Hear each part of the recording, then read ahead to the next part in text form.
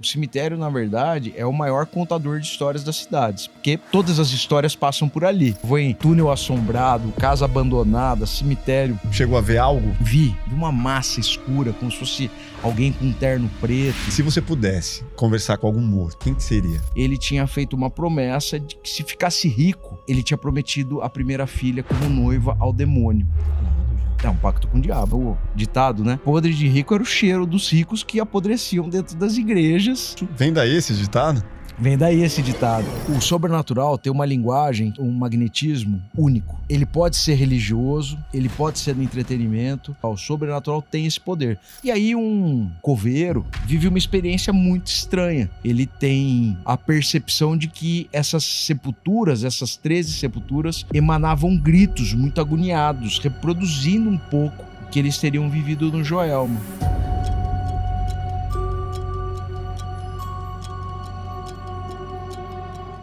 Fala galera, eu sou o Carlos Maffi, estamos aqui para mais um episódio do Plugado Podcast. Hoje um episódio especial, vamos falar de casos de assombração, de histórias de cemitério e muito mais. Tenho a honra de receber pela segunda vez no canal, do meu lado direito, Thiago de Souza. Salve, Carlos, salve. Obrigado, irmão. Prazer estar aqui agora com você, já conversei com Já veio no Nisológico, já, um episódio muito legal, um especial de Halloween. Foi super legal.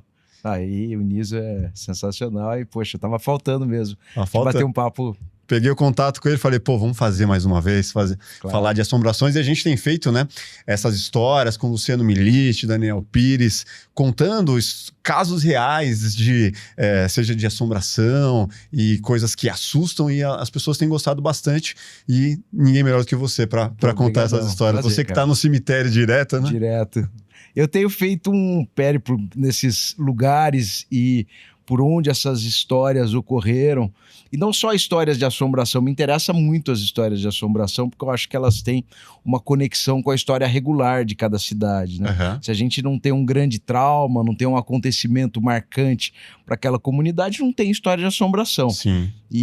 Mas a gente tem uma mudança também no perfil desse tipo de história com o avanço de outras culturas, né? Então, hoje a gente tem discutido até muito isso com o Luciano, inclusive eu falo muito disso, porque o Luciano é um cara que identifica muito um tipo de folclore digital. Uhum. Quer dizer, pastas... Não me interessa muito esse assunto. Né? Não é, eu ainda gosto mais da prática da conversa, de tomar um café na cidadezinha, sim, escutar aquele veinho. Conta a história, a história que arrepia, né? Igual a gente acabou de ouvir algumas aqui. Ouvimos algumas aqui. Então, essa história que me interessa mais do que as creepypastas, né? Essas coisas de internet.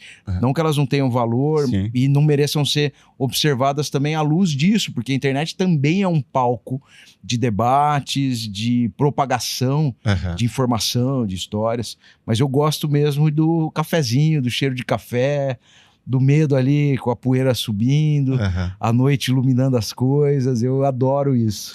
Você falou de cultura, você acha que no mundo, ou no Brasil especificamente, o contato com a morte, ele vem de uma forma tardia? Por que eu tô te falando isso? A primeira pessoa próxima que eu perdi e que eu realmente fui num velório, fui no cemitério, foi aos 14 anos. E quando eu tive, foi um tio muito próximo, eu amava muito meu tio, o tio Naldo, não faleceu simplesmente, foi nele, né? Não vou nem falar a palavra aqui porque o algoritmo não gosta. Entendi. Mas... Uma morte traumática. Muito traumática. Para quem não tinha perdido ninguém, e ainda você vai... Arrancado, você teve o seu tio arrancado. Foi arrancado da gente, né? E por conta de uma discussão ridícula que foram lá e acabaram com ele. Então eu tive esse contato tardio, e aí a partir disso, né, que eu fui no cemitério e tal, eu não fui preparado para aquilo. Então quando eu cheguei em casa, eu lembro quando eu voltei a primeira vez no cemitério, minha mãe falou, tira toda essa roupa, porque você pode trazer alguma energia, você pode trazer alguma coisa que vem de lá, né? Então, a minha mãe também, ela não tinha muita experiência com esse lado, né? Foi muito traumático para toda a família. Você acha que essa distância, essa falta de educar, talvez seja essa a palavra, educar uma criança sobre o que é o mundo além do que a gente vive, faz com que essas histórias de assombração, coisas do tipo, se proliferem de uma forma muito mais forte? Bom, tem o que você falou, assim, tem um monte de coisas que a gente pode separar para debater. Primeiro é que um trauma como o que vocês viveram, ninguém está preparado. Então, por mais que exista algum preparo, algum contato com culturas que abordem o tema da morte de forma mais natural, uma morte traumática, ter uma pessoa arrancada da gente, como houve com a circunstância do seu tio, ou um acidente, a gente nunca está preparado. Então, até quando a gente se prepara, é muito difícil quando esse momento de fato se consagra, né? Sim. Mas acho que a gente se distanciou mais da morte ao longo do tempo. O cemitério sempre foi um lugar de frequência social. Muita gente ia ao cemitério para visitar seus entes queridos, para professar sua fé. Vale lembrar que hoje a gente tem uma mudança até no perfil da frequência de religiosos no cemitério. Eu observo muito o aumento de pessoas mais ligadas à Umbanda, a Quimbanda, mas antigamente a gente tinha muitos católicos indo em igreja. O cemitério que eu mais vou, que eu mais estudo, é o Cemitério da Saudade de Campinas. Todo domingo tem uma missa na Capela de São Miguel, uma missa dos mortos. Vários cemitérios pelo Brasil têm missas às segundas-feiras, que são as missas das almas. Segunda-feira é o dia tradicionalmente escolhido para ser o dia das almas. Então, sim, acho que a gente se distanciou muito, não era algo cultural, até porque a nossa religiosidade sempre foi muito influenciada pela cultura religiosa católica. E os católicos não têm um problema nem com a morte, nem com os mortos. Existe a expectativa da ressurreição, na essência da liturgia, né? Jesus de Nazaré morre e renasce e ressuscita Jesus Cristo. Então não há esse problema com o contato, nem com o morto, nem em orar em lugar de morto. Vale lembrar que as igrejas eram os lugares oficiais de sepultamento da Igreja Católica por séculos. Então, se a gente fizer uma visita a Minas, ossos, né? A gente tem Évora, a gente tem várias outras igrejas que têm esse aspecto, mas que tem sepultamentos mesmo, né? Hoje a gente tem mais de sacerdotes, de bispos, ainda há criptas em igrejas, mas se você for para Minas Gerais, por exemplo, tem igrejas que tem lá os barões, as pessoas que pagavam, né, as indulgências mesmo para ser sepultado dentro da igreja.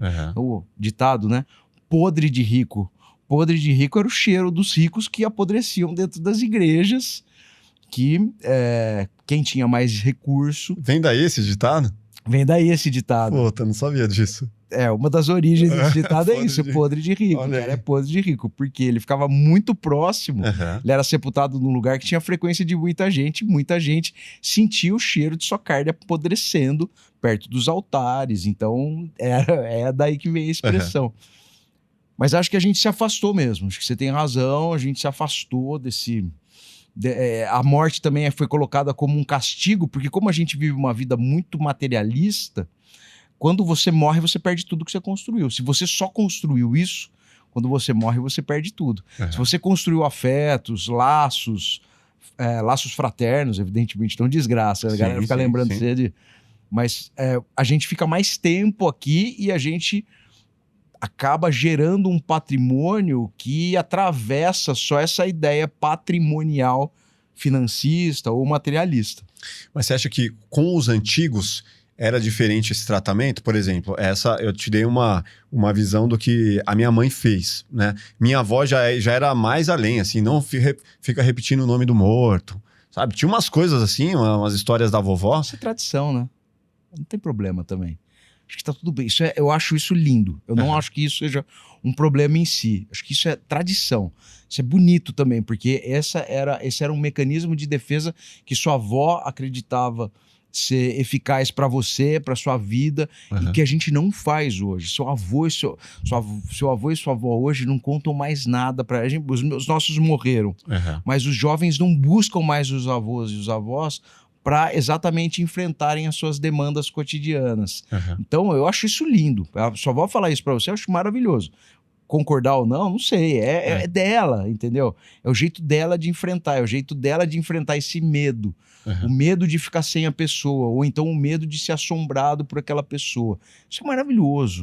Você acha que teve uma queda nisso, né? Você falou, antigamente tinha até as cerimônias que eram realizadas no cemitério, aí tem uma queda, e você vivendo isso, organizando passeios em cemitérios, você acha que está apontando para o alto agora para ter um hype de, pô, eu acho que o cemitério é legal mesmo, vamos lá? Eu acho que sim, porque o cemitério, na verdade, é o maior contador de histórias das cidades, porque todas as histórias passam por ali, sejam pelos sepultados, sejam pelo protagonismo desses sepultados em grandes passagens da cidade.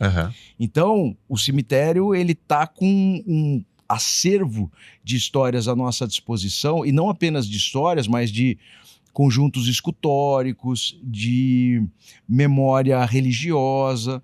A gente tem tudo no cemitério. Tem esse lado também que é legal, que a gente não higieniza um passeio, porque a experiência sobrenatural, para além da experiência sobrenatural religiosa, ela também está presente. Tem gente que tem... Eu falei que se eu ver um fantasma, talvez eu não volte mais ao cemitério.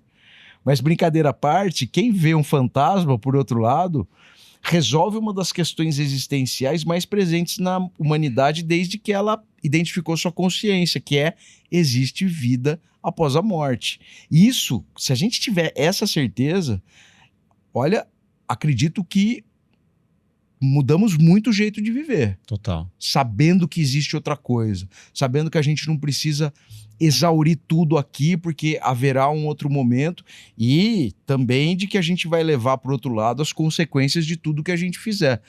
Me causa espécie pessoas que se dizem muito espiritualizadas, vivendo como vivem, ou pregando o que pregam. Porque se você acredita de verdade que vai ter julgamento, que vai ter uma nave, vai ter uma apuração, vai estar lá o barbudo com a cadernetinha ali falando: ó, lembra aqui que você fez isso para passar a perna em um? Lembra aqui que você deu um tomé em outro, não sei o quê? Se você acredita mesmo nisso, eu acho que o nosso comportamento seria outro. Porque um dos motivos da religião, que eu acho que religião é muito mais caminho do que fim, é o que a gente trilha para chegar em algo bom, tanto faz o que você escolher, é esse comando ético também, de você ter valores importantes, de você ter valores humanitários, né? Obras ligadas a isso, né? Então, eu acho isso é a parte bonita da religião. O fanatismo é terrível, mas essa parte eu acho legal.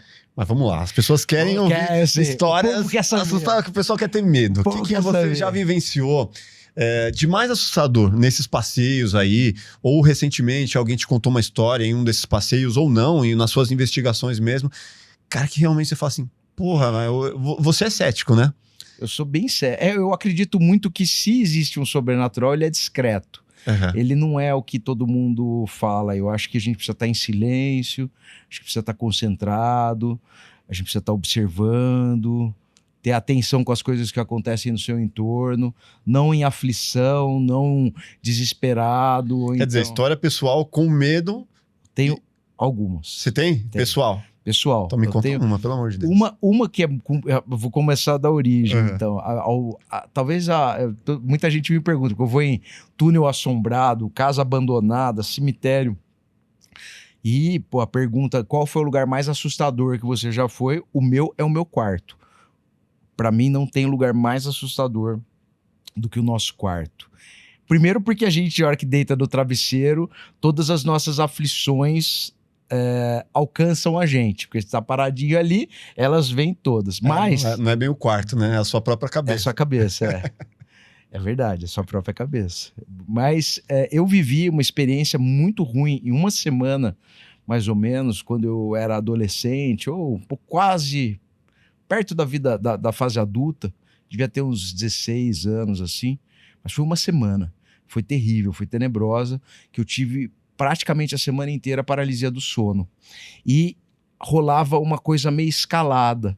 Então, no primeiro dia eu vi algo no meu quarto, e não sei se já viu paralisia do sono, é uma condição que a gente fica, por conta do sono REM, né, Rapid Eye Movement, você tem um descompasso entre os comandos motores do cérebro e a sua consciência, então você fica meio acordado, mas não consegue se mexer. E aí foi uma semana que eu tive isso e escalava. Então, no primeiro dia eu só tive essa sensação horrível. Segundo dia, a sensação de alguém me observando. O terceiro dia eu vi alguma coisa e essa coisa ia se aproximando ao longo dos dias até sentir toque. Até no último dia ter isso. E foi muito ruim, muito ruim. E eu, embora não seja um cara de origem cristã, minha família não é uma família de religiosos, nada disso. Mas, porra, esse dia, depois dessa semana, eu rezei bastante. Mas foi onde está o seu também? Deus? Eu fui buscar ajuda, falei, não quero mais sentir isso, não. E já tive outros eventos depois, ao longo dos tempos, mas muito poucos. E nada parecido com essa semana. Talvez isso tenha sido a primeira vez que eu tenha vivido algo muito estranho, sobrenatural. Chegou a ver algo também ou não? Vi. O que você viu? Vi uma massa escura, como se fosse alguém com um terno preto. Terno? E de longe ele ia se aproximando, assim. A gente no universo mais ficcional do sobrenatural chama de shadow people, que são essas figuras escuras, né, sombrias, que você não consegue identificar o rosto, mas que elas estão ali, às vezes se mexendo, às vezes se aproximando de você. Essa foi a coisa mais tenebrosa que eu já vivi. Mas quando eu fui para a Borda da Mata, em Minas Gerais, e é isso a gente está falando de agora, mais do curso do projeto que te assombra, eu fui atrás de uma história que eu achava que era uma história que tinha um recorte meio cômico. Porque é a história de um demônio, dá até vontade de rir, que é a história de um demônio do capeta que apareceu por lá, que chamava Chiquinho. Então, vou começar do fim, começar da minha busca ao Chiquinho. Eu fui para a Borda da Mata, que é uma cidade maravilhosa, uma cidade linda. Comecei a perguntar para as pessoas, vendo se eu conseguia. Eu já sabia qual era a história, mas queria ouvir de alguém de lá. Né? Até para ver se aquilo era de fato uma história de lá. Né? E todo mundo meio que evitava. Não dá, não tô indo, não conheço direito. Não. Falei, nossa, que estranho, ninguém... Todo mundo fala muito dessa história, né, aqui. E aí fui numa padaria, e aí uma senhora que trabalha na padaria me contou a história. E, poxa, me tratou super bem, contou tudo que ela sabia da história, inclusive onde ficava a casa onde tudo ocorreu, porque houve uma desinfestação demoníaca. Tudo bem, eu tô acabando lá, tomei um café, comi um pão de queijo, a hora que eu tô indo embora, um casalzinho que estava sentado do lado falou, poxa, Thiago, você vai até a casa onde aconteceu a história do Chiquinho? Eu falei, vou. Você não quer passar antes na igreja e conversar com o reverendo? Era uma igreja evangélica. Falei, putz, cara, até passaria com o maior prazer do mundo, só que vou voltar ainda para minha casa, vou voltar para São Paulo. Eu preciso ir rápido, senão vai escurecer e tal. Ainda tinha que ir no cemitério, que eu ia visitar o padre que participa dessa história e tal. Ele falou, pô, tá bom, seria legal você ir para conversar com o reverendo. Meio que dando um toque, falou, mano, não vai atrás disso aí não, cara. Vai falar com o reverendo, esquece, tá bom. Fui lá, gravei meu vídeo. Aliás, gravando o vídeo foi uma situação muito estranha. Eu tava gravando o vídeo diante do busto do Padre Sintra, atrás da Basílica Nossa Senhora do Carmo, que é linda. E aí veio um senhorzinho, assim, um velhinho. Eu não tinha falado com ele, nem... Ele veio rindo assim, com uma carinha, falou, você tá contando a história do Chiquinho, é? É. Eu falei, tô. E saiu assim, eu falei, nossa, credo. Bom, aí beleza. Fui pra casa onde supostamente tudo tinha acontecido. E me falaram, ó, você vai atravessar um lugar que chama Ponte de Pedra, não é longe da ponte, e não sei o quê. Tá bom, aí eu fui, cara, e não achava a casa. Tinha assim, 4 casas, eu passei uma vez, voltei, passei, tentei achar, parava e nada. Até que eu já tava desistindo de ir, tava começando a escurecer, e vi um senhor saindo de uma fazenda, e parei ele e falei, pô, por favor, onde que fica essa casa onde aconteceu o negócio do Chiquinho? Ele falou, cara, você vai voltar, vai começar a descer uma ladeira. Quando você começar a descer a ladeira, você vai perceber que as árvores vão começar a se fechar. A temperatura vai baixar. E a hora que você chegar no vale, vai ter uma porteira do seu lado esquerdo. E é a porteira da fazenda. A casa não existe mais, e não existe mesmo. Foi demolida. Mas é ali. Eu falei, tá bom, muito obrigado. Aí ele falou, mas você vai lá agora? Eu falei, vou, por quê? Ele falou, não, o Chiquinho voltou. Ele falou, o Chiquinho voltou. Outro dia, o rapaz que mora lá, achou que tinha ladrão de gado na fazenda, eles ainda é uma fazenda de gado, e ligou para a polícia, aquela polícia ambiental que cuida de Minas, e eles foram, o policial ficou 5 minutos lá e falou, isso não é assunto de polícia não, chama o padre, e foi embora. Ele falou, não, o Chiquinho voltou. Eu falei, bom, eu vou. Agradeci ele e, cara, eu tinha passado umas 5 vezes no mesmo lugar, não tinha acontecido nada do que ele tinha me falado, e a partir dessa indicação que ele me deu, eu senti tudo. Então começou a descer, eu vi as árvores se fechando, começou a baixar a temperatura, tava um dia lindo, tava começando a escurecer. Psicológico. Nossa, alugou um triplex na minha cabeça. E a hora que eu cheguei embaixo, eu vi a porteira, a hora que eu tô chegando embaixo, parece, juro por Deus, nunca aconteceu outra coisa do tipo. Entrou uma frase na minha cabeça assim, mas você é insistente, hein? E aí eu desci meio, porra, esquisito, né? Fiz um registro assim rápido e fui embora. Esquisitaço, fui muito esquisito. Fui para minha casa. E a história do Chiquinho qual é? Para entender por que eu fiz isso tudo. Em 1953, um fazendeiro que morava nessa fazenda, muito rico, dono dessa fazenda, entrou na Basílica de Nossa Senhora do Carmo desesperado, chamando o padre Sintra, falou, padre, você precisa ir na minha fazenda, estão acontecendo coisas muito estranhas lá.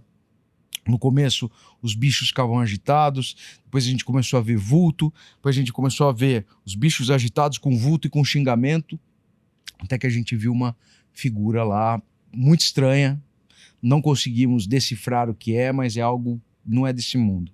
Falei, tá bom. O padre Sintra foi lá, realmente, o padre com toda a sensorialidade dele, a experiência dele, viu que tinha algo estranho, fez uma bênção, ficou tudo bem. Parou, nos dias que se sucederam, nada aconteceu. Passado alguns dias, esse português tinha uma filha de 14 anos, ela estava no quarto, e, de repente, abre a porta do quarto, entra o diabo, o próprio diabo, e fala, oi, eu sou o Chiquinho, vim levar o que é meu. A menina saiu correndo, gritando do quarto, falou pro pai, toca todo mundo ir lá de novo, falar com o padre Sintra. E aí ele explicou a história, esse português. Ele, na verdade, tem 2 versões da história, mas a história mais propagada é a de que ele tinha feito uma promessa de que se ficasse rico, daria a primeira filha que alcançasse a vida adulta, e esses 14 anos era uma data, por mais que nos assuste isso, era uma data meio cabalística, muito ligada à idade da menina ficar menstruada e entrar na fase reprodutiva. Era isso que vira moça, né? Virar moça. Então, ele tinha prometido a primeira filha como noiva ao demônio. Caralho, velho. É um pacto com o diabo, eles fizeram. E aí, beleza. Uma história pesadíssima. O padre Sintra nunca tinha passado por isso. Ele avisa um padre que chama Belchior. Esse padre era um padre capuchinho, italiano, tinha participado de exorcismos em Roma, já tinha manejado o ritual romano de exorcismo, e ele fala assim, eu vou lá ver, e ele foi até a fazenda e de fato falou, pode pedir autorização pro bispo de Pouso Alegre, que fica perto, porque a gente vai precisar fazer o ritual romano de exorcismo lá, tem mesmo algo demoníaco por ali. E aí eles vão no dia 23 de abril de 1953, essa é uma data marcante para a cidade, e começam o procedimento, ou esse ritual romano de exorcismo. O Chiquinho tinha uma característica muito maluca, ele não incorporava ninguém, mas ele se materializava. Então ele se materializa e começa a discutir com os padres. E começam a brigar em línguas, falando em línguas estrangeiras, aramaico, latim, pá. O padre Belchior falava essas outras línguas. Até que, passadas muitas horas, todo mundo já muito cansado, o padre Sintra fala, você é brabão mesmo, Chiquinho? Então beija meu crucifixo. Ele falou, daqui. Pegou o crucifixo e quando ele coloca na boca, queima a boca dele. E ele dá um berro tremendo. Dizem que é um berro que acorda muita gente, acorda a cidade quase. E aí, a hora que ele se recompõe, ele fala assim, vou embora, vocês ganharam. Mas quando você morrer, eu vou voltar. E aí tem 2 momentos que são importantes históricos. Primeiro é que em 1999 houve uma reforma na Basílica de Nossa Senhora do Carmo e pegaram o livro-tombo para anotar essa reforma, porque isso é feito, né? Toda vez que tem uma alteração, uma reforma, você precisa anotar no livro histórico, no livro-tombo das igrejas, essas mudanças. E quando pegaram esse livro-tombo para anotar a reforma, estava lá o relato inteiro do Padre Cintra sobre esse processo de exorcismo. E o outro momento, que também é histórico e importante nessa história, é 2003, quando o Padre Cintra, que a esse tempo já era Monsenhor Cintra, morre. E todo mundo passa a ver o Chiquinho novamente, em bailes de carnaval, em boate, em discoteca, circulando entre as meninas, falaram que ele era bonito, mas todo mundo ficava muito impressionado com o tamanho do pé, porque era um pezinho de cabra, parecia um sapatinho de pé de cabra, ia dançar, ia ser uma historiona de lá. E foram as duas coisas essas, a minha paralisia do sono e essa do Chiquinho, foram as coisas mais apavorantes que já me aconteceram. Mas, tô falando muito, né? Mas também vivi uma situação muito estranha esse ano, quando eu fiz o circuito inteiro do ET de Varginha. Esse ano, 30 anos da aparição, né, do ET de Varginha. E eu passei o dia em Varginha e tem uma atmosfera diferente, aquela região inteira. O povo é maravilhoso, fui super bem tratado por todo mundo, foi incrível. Só que eu fui dormir em São Tomé das Letras depois. E que também tem toda uma aula ali. Uma mística tremenda, história de lobisomem pra caramba em São Tomé, muito disco voador, muita bruxaria, muitas feiticeiras, né? Tem uma coisa mística muito forte, né? Muito... Que virou algo turístico, né? Super. No final das contas. As pessoas exploram isso mesmo. Sim. Mas em Varginha também eu tive uma... Mas a hora que eu cheguei em São Tomé das Letras, eu tive uma coisa estranha. O Varginha é maravilhoso, né? A história do ET é... Mas o que teve lá de... Eu fui nos 30 anos do ET, né? Fui exatamente nesses dias. E eu passei por lugares que, por exemplo, eu fui no lugar onde o ET foi visto pelas meninas, pelas duas irmãs, pela amiga, que tá fechado. Não tá mais aberto para o público, né? Um terreno tá fechado, vai ter até alguma coisa. A prefeitura adquiriu o terreno, mas eu fui em todos os pontos de Varginha. Mas você não foi tentar reconstruir a história? Eu quis fazer isso, eu fiz exatamente esse caminho.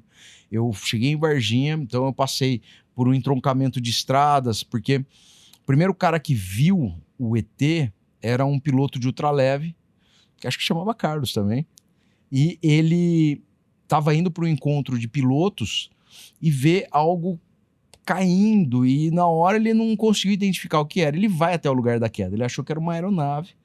Quando ele chega, ele diz que o exército estava lá e um soldado o abordou e falou: some daqui, você não tem que estar aqui, ninguém tem que estar aqui. Eles estavam recolhendo alguma coisa. Passa um tempo, essa nave ou uma outra nave parecida é registrada, é vista em uma fazenda, voando muito baixo. Alguns relatos, principalmente de um casal que viu passando na janela, diz que parecia muito um ônibus flutuando em cima. Evidentemente era a referência que eles tinham, um ônibus, passando muito baixo. Isso no dia, na madrugada que antecedeu a aparição principal. Na tardezinha, no começo da manhã, no começo da tarde, ele foi visto acho que 3 da tarde, o ET de Varginha. Começo da tarde, há uma movimentação numa fazenda que atrai a atenção das pessoas e eles avisam e vêm pessoas fardadas. Se a gente falava que era bombeiro, entrando numa mata, escutam disparos e saindo com 2 sacos de dentro dessa mata. E aí, finalmente, esse contato das meninas com o ET às 3 e pouco da tarde. Era um dia que anunciava uma chuva tremenda em Varginha, que caiu depois e quase destruiu a cidade. Todo mundo fala que foi uma chuva atípica naquela tarde para noite. Tem o caso do Marco Elixerezi. Eu fui até o cemitério visitar o Marco Elixerezi também, que foi o soldado que, em tese, segundo relatos, teria abordado uma das criaturas e agarrado ela, e depois de algumas semanas teve uma septicemia e morreu muito estranhamente. E eu fui no zoológico, porque no zoológico, depois de meses, em abril, a gente está falando de janeiro de 96, em abril, houve outra visagem desse ET, de uma senhora que todo mundo fala que era uma mulher muito séria, uma funcionária do cemitério, que numa confraternização pertinho, ela saiu para fumar um cigarro e viu a criatura. Nesse zoológico, alguns bichos morreram, bichos que não tinham indício nenhum de terem sido envenenados, porque cada um tinha um tipo de alimentação, então não... Uhum. Então, assim, a história inteira de Varginha é muito pesada para a cidade, mas ela é explorada também turisticamente, porque no zoológico tem... Aqui apareceu o ET, no centro da cidade tem uma nave espacial, assim, um disco voador. Eu fui até o hospital, onde supostamente os ETs foram atendidos, onde há aquele famigerado filme, né? Que alguém fala que tem uma gravação. Até te perguntar isso. Você acredita que realmente existiu ou existe uma VHS que tem documentado como aconteceu alguma coisa aquele dia lá. Não sei o que. E assim, tem uns relatos de quem atendeu esse chamado. Que é estranho não ter, na verdade, né? Nada documentado. Tem um inquérito militar, mas que ele é inconclusivo, e a desculpa é que tudo gira em torno de um cara que chamava Mudinho, que ele ficava agachadinho e que... Mas agora, pô, uma mobilização daquele tamanho de militares... Tem gente que até fala que a revisão dos caminhões do exército, que fica... Ali tem a ESA, né, a Escola de Sargentos das Armas, e esses caminhões normalmente faziam mesmo a revisão em Varginha. Mas era muita coisa para... Mas pelo que você foi a campo, você é cético. Mas assim, te faz acreditar que realmente teve algo ou... Sem dúvida. Não, alguma coisa aconteceu. Não tenho dúvida de que aconteceu, porque, por exemplo, eu falei com um cara... Não é uma teoria conspiratória que fala assim, não, vamos criar isso aqui, somar essas pessoas, aí eu tô teorizando ao contrário, né? Eu conheci um cara super legal, e assim, ele até me autorizou a falar que ele coordenava o zoológico de Varginha, inclusive, é o Marcão Tip Top, e ele fala que ele não sabe o quê.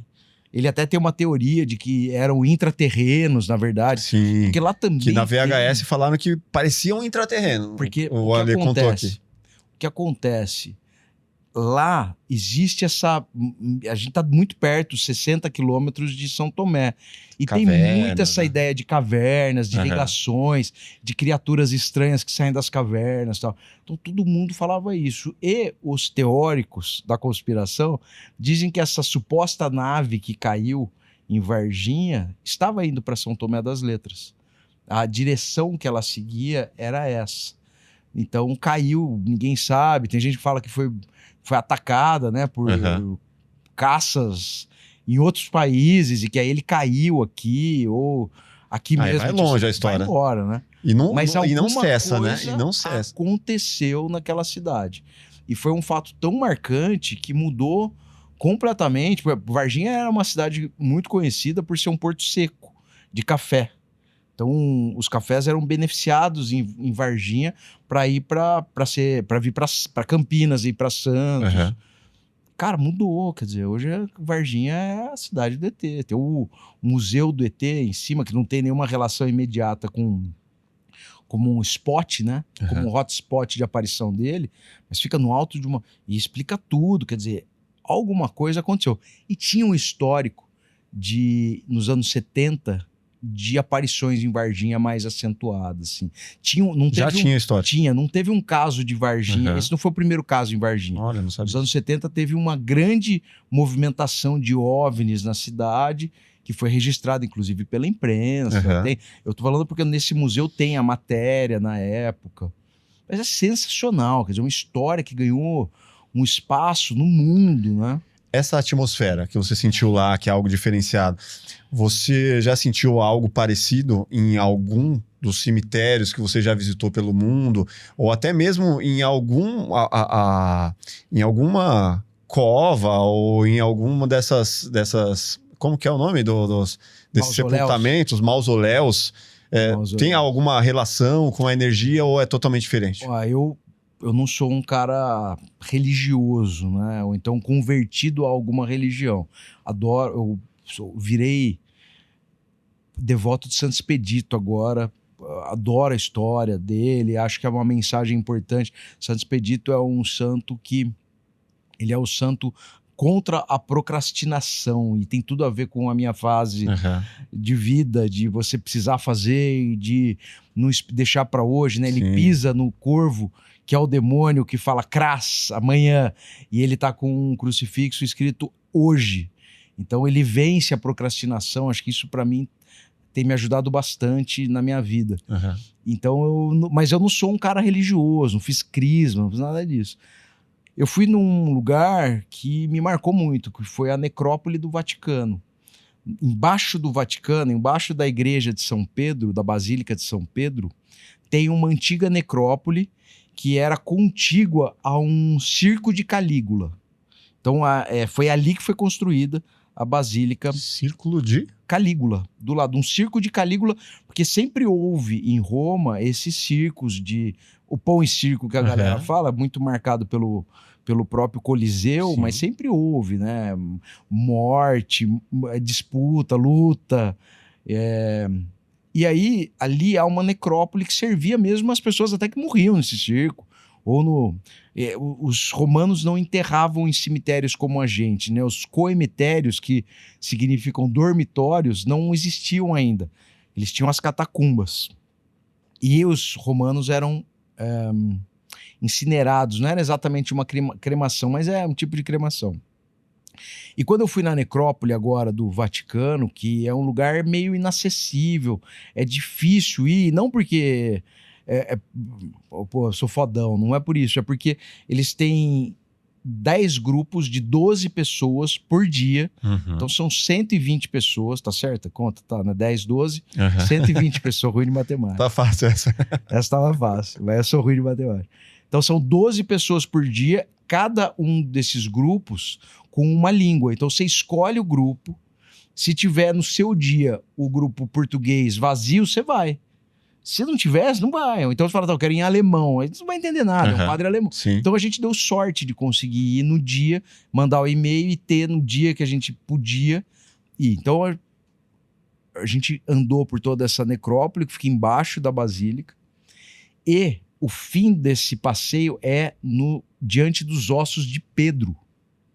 Pedro, o apóstolo, Pedro, o primeiro papa. E aí o padre fala, ó, aqui, independente do que você acredita, de que religião você é, a gente sugere rezar um Pai Nosso. E foi o Pai Nosso mais forte que eu já rezei na vida, porque eu estava a 1 metro dos ossos de Pedro, o apóstolo. Muito fortes. Para mim é muito forte. Quando você começa a entender a história inteira, tudo que esse cara passou, tudo que ele viveu, o cara que jantou com Jesus, andava junto com Jesus de Nazaré, muito forte. Então esse foi uma coisa impactante para mim. Outra coisa muito impactante em cemitério foi em Maracaí, que eu fui visitar um milagreiro de cemitério que chama o Menino da Tábua de Maracaí, que é um garoto que nasceu com uma síndrome cromossômica, provavelmente, que fez com que ele não desenvolvesse da cintura para baixo. Então ele ficou do tamanho de uma criança de 3 anos, mais ou menos, a vida inteira. Ele viveu 45 anos e nasceu no dia 31 de agosto de 1900, morreu no dia 31 de agosto de 1945. Viveu a vida inteira em cima de uma tábua de lavar roupa em rio, sem roupa, bebendo água e leite. Só isso, 45 anos. Ele já fazia alguns milagres em vida, mas quando morreu foi sepultado com a tábua e tudo no cemitério de Maracaí. Começou a fazer milagre, o pessoal começou a buscar ele, porque já fazia alguns milagres em vida. E nos anos 70, a prefeitura de Maracaí resolveu fazer uma festa para ele.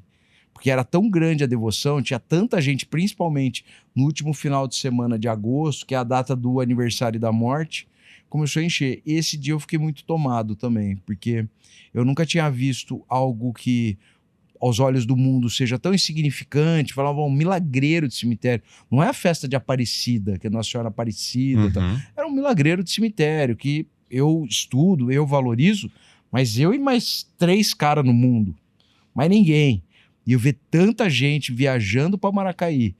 É uma cidade que tem mais ou menos 12.600 habitantes e na festa do Menino da Tábua vai para 65, 70 mil. E é um menino milagreiro, não é reconhecido pela igreja como santo e que faz muitos milagres. E eu fui até, brincando, eu fui cobrir pro Eli Correia essa... Que saudade de você. Exatamente. Nossa, isso aí marcou minha infância. Maravilhoso, né? O sucesso do rádio é isso, né? Caramba. É contar a história dos outros, histórias que estão no cotidiano. Mas eu fui cobrir por Eli Correia e foi muito legal, porque eu fiz 4 entrevistas no final. Uma de um cara que saía de Aparecida para vender item religioso na festa de Maracaí. Uma pessoa não era exatamente da Secretaria de Turismo, mas que trabalhava com turismo religioso em Maracaí, falou da importância da festa. Um cara que era daqui de São Paulo, que o pai da esposa dele, o sogro dele, que já tinha morrido, era devoto do Menino da Tábua e todo ano ele ia com a esposa na festa do Menino da Tábua para homenagear o sogro, porque o sogro tinha pedido para eles não deixarem essa devoção morrer, então ele ia com a esposa até lá, e uma senhora que estava com câncer de mama, que o pessoal recomendou, falou, vá lá, peça para o Menino da Tábua e você vai ser ajudada, ele vai, enfim, vai... Cara, a gente não realiza, às vezes, tudo que envolve um acontecimento como esse. Principalmente pra gente que não tá no cotidiano disso. Sim.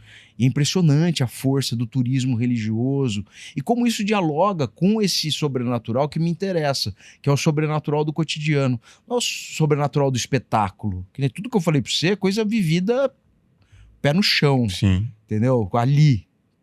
Com gente. Não é uma história de internet. Que, uau, você viu o que aconteceu na casa, não sei de quem, lá em Boston, em Massachusetts, não sei o quê. Não, cara, é aqui do lado. É ali, é a cura que a pessoa tá procurando e encontra, ou não encontra, mas o cara que morre e que transmite isso pra filha, como a tradição da sua avó. Por isso que eu falo, a tradição dela é linda, porque ela fazia isso pra te proteger. Que ela achava que aquilo ia te fazer bem, não ia te fazer mal. Isso é maravilhoso, cara. Fora que a gente falou da sua avó, né?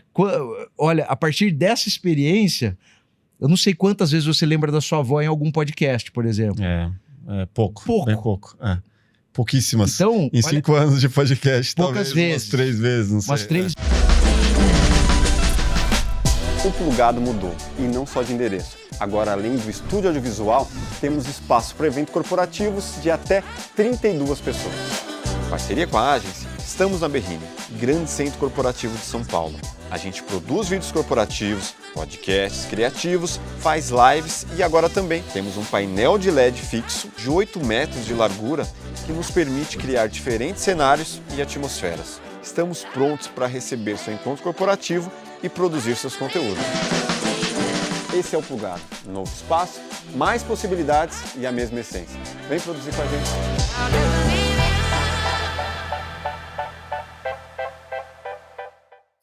Mas é porque esse tipo de assunto tem um componente afetivo muito forte. Te leva, te transporta para esse lugar. Mas você acha que esse componente afetivo é o que torna essas histórias mais propícias, assim, um interior no qual as pessoas têm essas lendas urbanas e tal. Esses ambientes, eles são mais propícios a essas histórias se propagarem do que, por exemplo, a gente aqui num centro comercial, na maior capital da América Latina, numa das principais avenidas aqui na Berrini, que dificilmente você ouve falar esse tipo de história. Por mais que tenham várias, se você parar para conversar com as pessoas, mas não se propaga, né? Esses ambientes, eles são mais propícios para isso? Interiorzinho? Eu acho que... Eu não sei. Por exemplo, aqui em São Paulo, a gente tem uma história que eu falo sem falsa modéstia, que a gente ajudou muito a propagar a história, por exemplo, do Francisco José das Chagas, o Chaguinhas. Que é do Joel? Não, que é a do Bairro da Liberdade. O Bairro da Liberdade chama Liberdade por conta do Chaguinhas. O que aconteceu? Ali onde é o Largo da Liberdade, era o Largo da Forca, e por ali ficava um cemitério, que até hoje está lá. Até hoje está lá porque, em 2018, quando um empresário chinês foi fazer as fundações do que seria a sua loja, ele achou 9 ossadas, levou um puta susto, achou que era um lugar de desova, em vez de juntar tudo, ele não sabia a história do lugar, em vez de juntar tudo e jogar fora, como muita gente fez, porque sabia que ali era um cemitério, ele ligou para as autoridades do município, que foram até lá e identificaram ali uma área de interesse arqueológico. Então, o cemitério continua lá. E o processo devocional do Chaguinhas dialoga muito com isso. Por quê? O Chaguinhas, em 1821, portanto, um ano antes da independência do Brasil, se insurgiu com outros militares, porque nesse período, o Brasil ainda fazendo parte do Reino de Portugal, tinha 2 exércitos, um exército só de português e de descendente de português, e um exército de brasileiro, que era de indígena e de negro forro. Então, havia uma diferença monumental, abissal de tratamento. Esses caras se insurgiram porque fazia 5 anos que eles não recebiam soldo. E também não tinham um equipamento condizente com a atividade militar. Bota, tanto que era chamado de exército dos descalços. O cara, bota furada. Imagina, indo para combate assim. Era o jeito que os portugueses deixavam o nosso exército verdadeiro. Esses caras se insurgem em Santos, porque o Chaguinhas era cabo do 1º Batalhão de Caçadores de Santos. Eles tomam vários fortes na Baixada Santista, ficam 10 dias segurando essa revolta, e são suprimidos, morre um monte de gente na Baixada Santista, e ele e Cotindiba são trazidos para São Paulo para serem mortos de maneira exemplar, para mostrar o que acontecia com quem se atrevia a intentar contra a coroa portuguesa. E aí eles passam a última noite deles de vida, dia 19 de setembro de 1821, no que hoje é o velário da Capela dos Aflitos, que está sendo restaurado. Eles passam a última noite lá, dia seguinte são levados para o partíbulo, 20 de setembro, colocam no partíbulo Cotindiba, soltam a forca funciona perfeitamente bem, mata o Cotindiba. Vão colocar no Chaguinhas, a mesma forca. Quando solta, a forca arrebenta. O pessoal, por que será isso? Toda execução tinha um clérigo que participava, que ocorrências como essa eram indicativos de que Deus não queria matar aquele cara. Então ele falava, pode interromper a execução, Deus não quer que mate esse cara. Não é hora dele. Não é hora dele.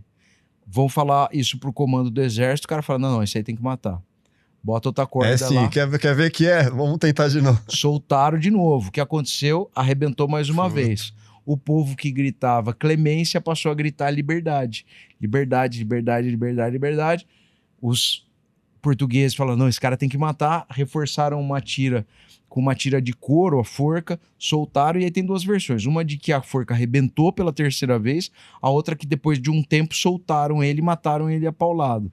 Então o bairro da Liberdade, você tem uma história que está sendo contada hoje com mais energia, com mais vontade, que revela que não apenas ela era uma região que tinha um cemitério, que continua lá, era uma região que era de frequência de negro e de indígena, e não de japonês apenas.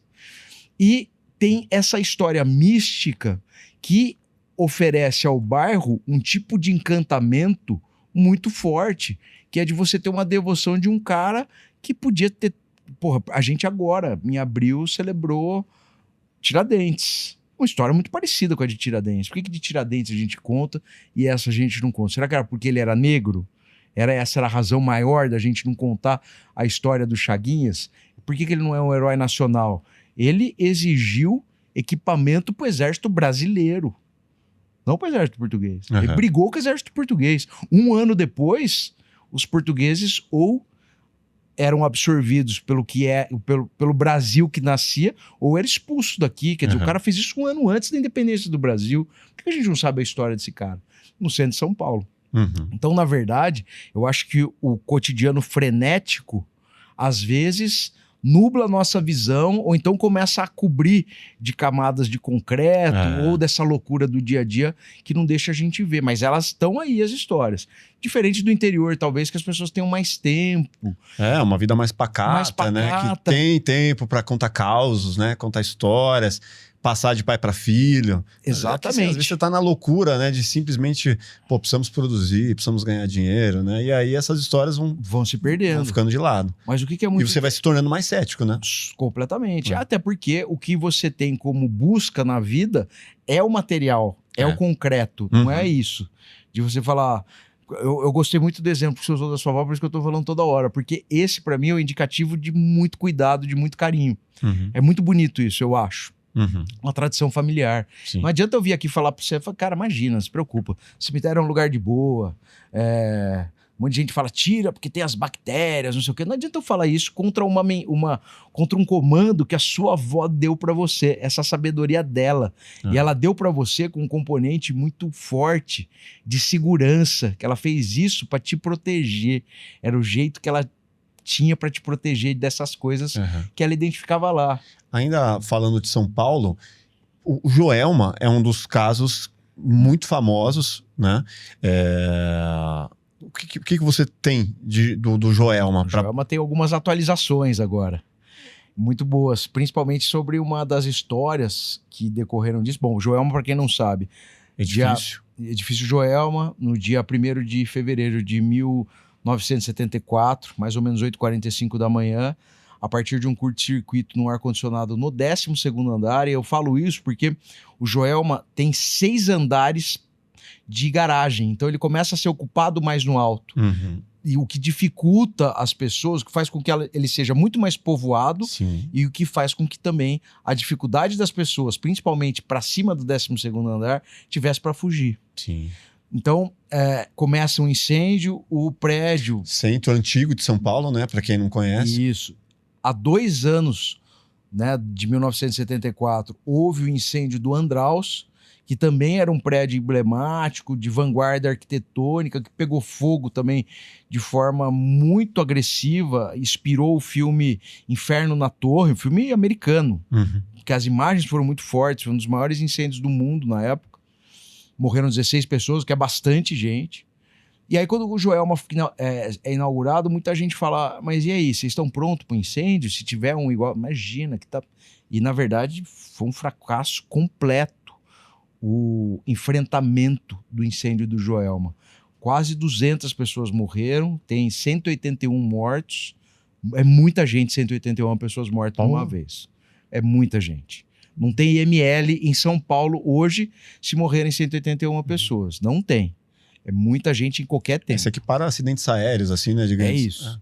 Talvez o maior incêndio de São Paulo tenha sido a queda do avião da TAM, os dois, né? O Fokker e o segundo, né? Mas tirando o acidente aéreo, não existe esse número no Brasil. Botkiss. De uma vez só, né? Botkiss. É isso. É mais de 200. Né? Então, mas a gente tá falando também de outra época, a gente tá falando de 74. Enfim, não dá pra gente comparar tragédias, todas são monstruosas e, né... Mas aí o que acontece? É um trauma tão grande para a cidade que tudo no entorno fica meio maculado com essa atmosfera. Então a gente tem histórias sobrenaturais na Câmara dos Vereadores, porque os corpos foram levados para a garagem da Câmara dos Vereadores. E tem a história das 13 almas, que talvez seja a mais famosa do Joelma e que também dialoga com uma outra coisa, que é um processo devocional de milagreiro de cemitério, que é o meu objeto de estudo em cemitério, é milagreiro. As 13 almas foi o seguinte: 13 pessoas, depois de um mês do incêndio, não foram reclamadas no IML, não foram reclamadas porque também não foram identificadas. E aí a municipalidade precisa tomar uma providência, eles levam esses corpos em 2 etapas para o cemitério São Pedro, que é o cemitério da Vila Alpina, que era um cemitério novo à época. Se não me engano, o cemitério São Pedro foi inaugurado em 71, então era um cemitério novo, tinha espaço. Eles levaram essas pessoas, sepultaram lá. As pessoas naquela época eram muito solidárias, então eles foram orar por aquelas almas, porque não tinha ninguém para rezar por elas, eram pessoas que não tinham sido reclamadas. E aí um coveiro do cemitério vive uma experiência muito estranha. ele tem, numa ocasião, a percepção de que essas sepulturas, essas 13 sepulturas, emanavam gritos muito agoniados, reproduzindo um pouco o que eles teriam vivido no Joelma. E aí ele intuitivamente joga água em cima das sepulturas e elas param de gritar. O pessoal dizia que essas pessoas teriam morrido e sido encontradas dentro de um elevador, abraçadas e completamente fundidas pelo calor, o que não é verdade. Tanto que eu tenho os atestados de óbito das 13 almas, duas delas... Você foi atrás disso? Fui. Caraca. Duas das pessoas que morreram no Joelma, duas dessas vítimas que compõem as 13 almas do Joelma, nessas 13 sepulturas, morreram de politraumatismo. Provavelmente se jogaram do prédio. Sim, e não morreram queimadas, carbonizadas. Então eles não morreram dentro do 13 pessoas, até porque quem for, ou quem já foi no edifício Joelma, que hoje mudou de nome, eu não falo porque eles mudaram, porque eles não querem ser lembrados. Não cabe 5 pessoas lá dentro, não ia caber 13. E lá só morreu uma menina, uma senhora que era ascensorista no elevador. E ela foi enterrada no túmulo da família. Então, o que aconteceu? A partir dessa história também, que acabou ganhando ares de lenda urbana, né? Do choro sendo emanado de sepulturas, e o cara joga água, isso acabou se somando com esse processo devocional e criada uma nova tradição para devotos que vão lá pedir ajuda para as 13 almas do Joelma, fazendo uma correlação muito interessante delas com as 13 almas benditas do purgatório, que aí sim é um tipo de mitologia católica, não tem nenhum texto, as 13 almas, mas dizem que essas 13 almas, na verdade, eram 13 soldados romanos que participaram da Via Crucis, da crucificação de Jesus. Nossa, aí foi longe. Mas a galera identifica isso. E aí eles se convertem depois da morte de Jesus. Eles participam daquilo e falam, meu Deus do céu, acabamos de matar o filho do homem. E eles se convertem, então dá uma amenizada nos pecados, mas, pô, você matou o JC. Não dá para ir pro céu direto. Então elas ficam no purgatório e de tempos em tempos podem visitar os vivos para resolver seus problemas mundanos. E tudo isso, cara, em São Paulo, entendeu? É isso que é legal. Aí virou um dos túmulos mais visitados do Brasil. Sem dúvida. Será que é o mais ou não? É um deles, sem dúvida. Vamos listar aí. Sei lá, o Ayrton Senna deve ser um... Bastante. Ayrton Senna muito. Em São Paulo, vamos lá. Hebe Camargo também. Não tem tanta visita. Eu acho que... Que é um cemitério no Morumbi ali com o nome... E é um cemitério particular. Eu passei lá na frente esses dias, eu nem sabia que existia. Eu acho que a Hebe está no Getsemane. Isso, esse nome. E acho que eu falei, que nome é esse? Ayrton Senna Eu não sei o que é esse... O Getsemane? É um cemitério particular. Mas é um nome que tem algum... É um nome bíblico, é um nome ligado a isso. Deve ser um cemitério importante aqui, né? O Senna tá no Morumbi. E é impressionante quando tem Fórmula 1. O que tem de estrangeiro visitando o Senna. E tem uma curiosidade do Senna, a família é evangélica, o Senna era evangélico, mas tem gente que fala que o Senna faz milagre. E eu, até procurando algumas pessoas, um cara que não é que é fã do Senna, tá? É devoto do Senna, me falou que o Senna ajudou ele a adquirir um carro, porque ele só tinha negativas do banco. Quando ele precisava muito do carro para trabalhar, ele é motorista, precisava muito de um carro. O carro, ele tinha perdido o outro carro dele, precisava financiar um carro, não conseguia, estava sem emprego, não conseguia aprovação de financiamento, nada, até que ele pede pro Senna no túmulo. Puta, virou um santo. E consegue a partir disso. Cara, eu tenho esse e-mail, ele contando cada etapa, cada momento de angústia e o pedido de ajuda pro Senna, ele falando que eu sei. Porque é legal, eu já tinha escutado isso, mas a gente também tem que ter a responsabilidade de não contar essas histórias assim, à torta e à direita. Principalmente tem um cara que escreveu sobre isso, quer dizer. E eu sei que a família é evangélica, talvez não queira, não é um tipo de acontecimento que dialogue com o que eles acreditam e professam. Então a gente tem cuidado com isso, até eu poderia fazer isso. Estou falando acho que a primeira vez, ou a segunda vez que eu falo isso aqui publicamente. Mas é muito interessante esse acontecimento, né? Que atravessa a condição da admiração pelo atleta, pelo cara. Que um endeusamento, né? O endeusamento dele. Quer dizer, um cara que teve uma medida prática de um pedido de uma situação muito difícil, ligado também a um elemento do cotidiano do Ayrton Senna, que é um carro. Quer dizer, o cara não foi pedir um apartamento. Sim, não foi pedir um milagre para salvar a filha dele. Ele foi pedir um carro para trabalhar, para não sei o quê. Eu achei isso muito bonito.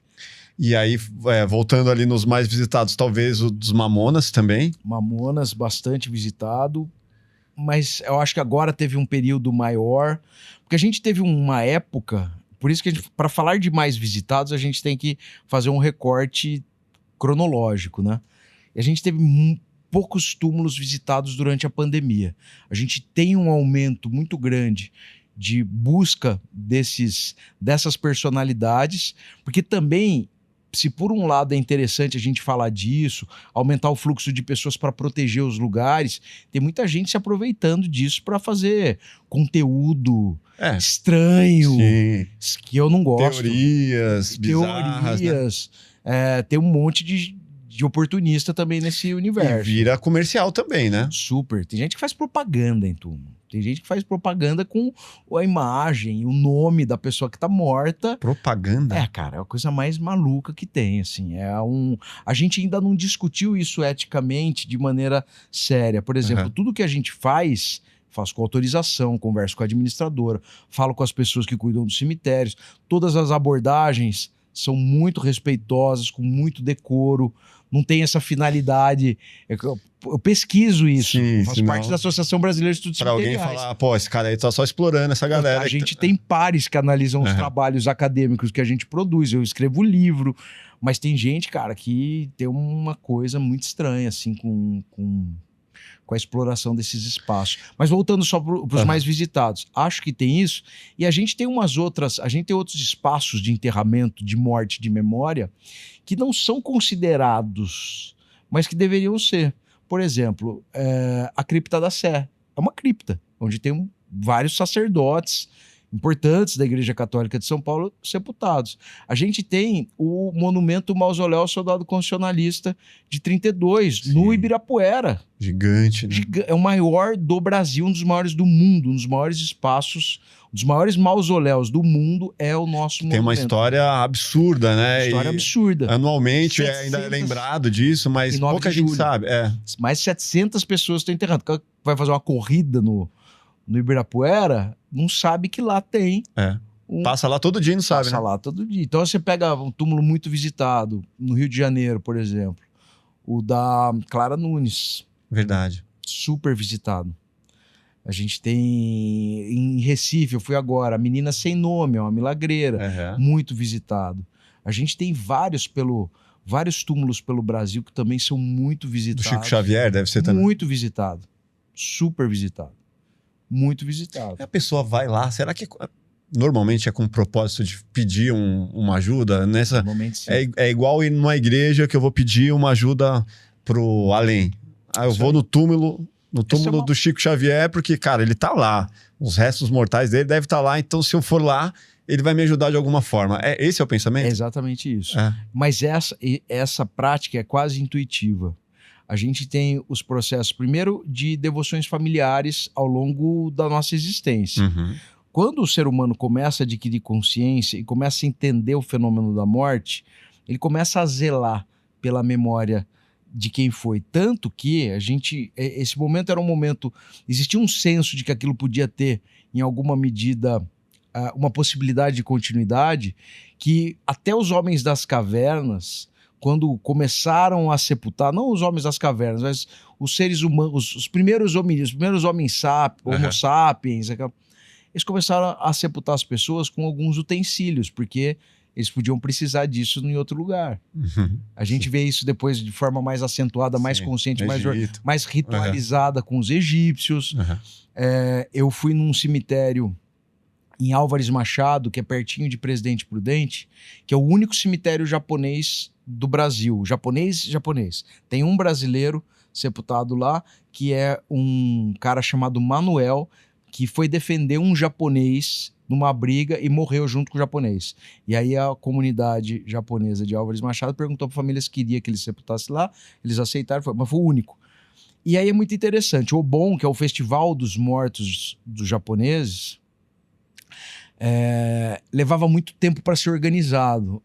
E quando os japoneses vieram para o Brasil, eles foram muito exigidos na lavoura. Talvez tenha sido o grupo étnico, depois dos escravizados, depois dos africanos, mais exigidos, trazidos para cá, porque também houve exploração de indígenas aqui, né? Uhum. Mas os japoneses foram muito exigidos quando eles vieram. E aí, eles não tinham tempo para organizar o festival do Obon. Eles, no primeiro ano que eles estavam aqui, eles fizeram e demorou muito, eles perderam o tempo de trabalho. Então, o que eles decidiram fazer lá em Álvares Machado? No segundo domingo de julho, eles criaram um festival chamado Shokonsai, que significa Convite às Almas. Eles fazem uma celebração durante o dia com música, comida, teatro, jograi, né? Cultura japonesa o dia inteiro. No final do dia, eles acendem com lanternas o cemitério, cada uma das campas, cada um dos túmulos, das hakas, que chama haka, o túmulo japonês, para as almas irem embora. Então eles convidam as almas para passarem o dia com eles, os seus ancestrais. A ideia ancestral está imediatamente ligada ao espírito de quem já foi. Uhum. Eles convidam eles, passam o dia juntos, celebrando, comendo, celebrando a cultura, as tradições, e depois eles acendem para eles irem embora, e no ano seguinte eles trazem de volta. Então, a ideia de culto a ancestrais, culto à ancestralidade é muito mais difundida do que a gente imagina ou que a gente tem contato. Porque a gente tem isso muito com a nossa cultura católica, né? Uhum. Porque o Brasil era católico, tinha como religião oficial o catolicismo até a promulgação da República. Uhum. Então, até 1889, a gente era só católico. É coisa de onde eu vim, da minha criação, ter medo de cemitério, ou é muito comum? Assim, porque eu sempre, dessas experiências que eu tive em cemitério, sempre perguntado se, cara, você teria coragem de dar um rolê aqui? Fazer um passeio. Fazer um passeio, depois da meia-noite, aqui, sozinho, no meio dessa escuridão toda aqui. Eu sempre falei, não, nem a pau, tipo, não tenho coragem. Não sei nem porquê, né? Mas... talvez por pensar que o cemitério seja o lugar onde as almas vão no final do dia, sei lá, não sei qual a explicação exata, mas confesso que até hoje eu teria medo, né, de dar esse rolê sozinho no cemitério. Não sei se é o lance afetivo e tal, mas é comum as pessoas terem esse medo. Você já teve medo? Nunca tive. Teria medo de ir sozinho em algum lugar específico? Nunca tive. Zero? Tô falando um exercício, porque eu faço isso, né? Uhum. Faço e levo outras pessoas.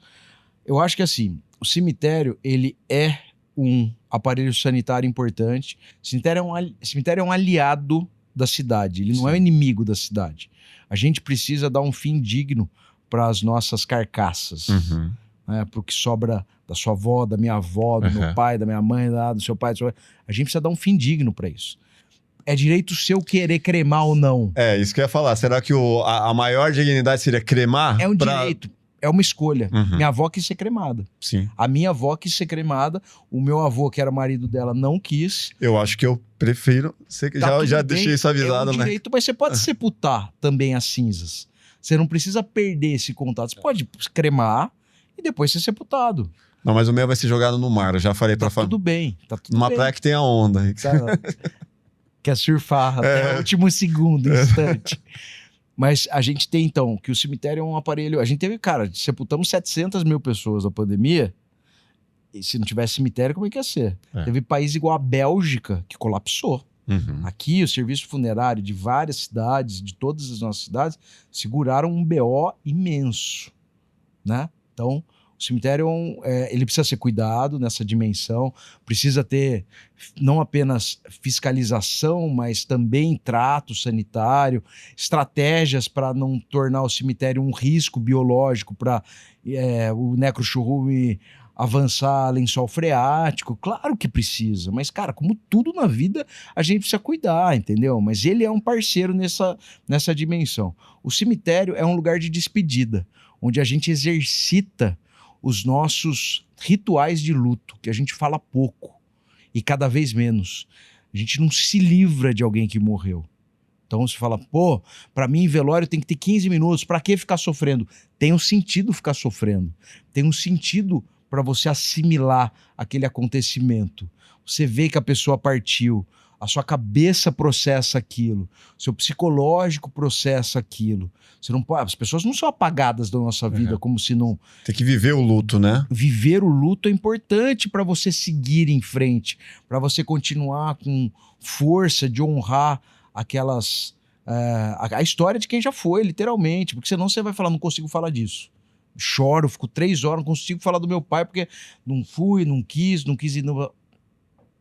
As pessoas também, né? Não, eu não vou porque eu não vou conseguir. Ah, eu não gosto. Não gosto. A minha esposa perdeu... Eu nunca perdi meus pais ainda estão comigo, mas minha esposa perdeu a mãe.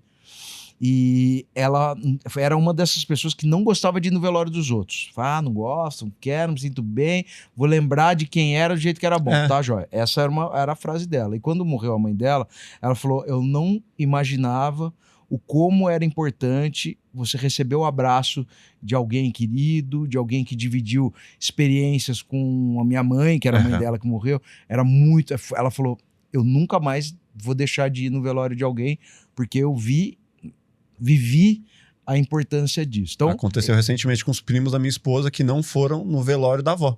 Ah, não quero ter essa visão dela, quero ter... Pô, eu não entendi, né? Mas cada um na sua. Né? Tudo bem. Não, aqui a gente não tá... Aqui a gente não julga nada. Sim. Tô falando que é importante. Você vai querer... Às vezes pra pessoa não é importante. Não é. Então eu tô falando... mas ter à disposição isso é importante. Veja, não é se vai ou se não vai. É aquilo estar à sua disposição se for importante pra você ir. Isso é. Então o cemitério também é. E ele tem outras dimensões que são as que eu quero acrescentar a esse repertório sanitário e de rituais de luto, que é o patrimonial, que a gente dialoga com conjuntos escultóricos, assinatura de grandes artistas em obras de arte que preenchem muitos cemitérios, que às vezes são roubados, que são vilipendiados.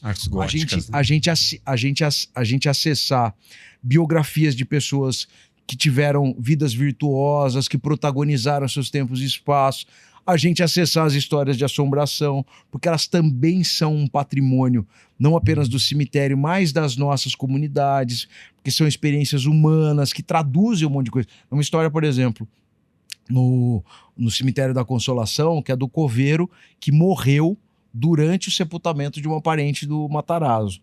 O mausoléu do Matarazzo é o maior da América Latina em um espaço cemiterial. É imenso, de uma forma assim muito grande, monumental, e morreu o coveiro. E aí, a partir disso, dizem que se você quer encontrar um túmulo e não sabe onde está, você toca 6 vezes o sino da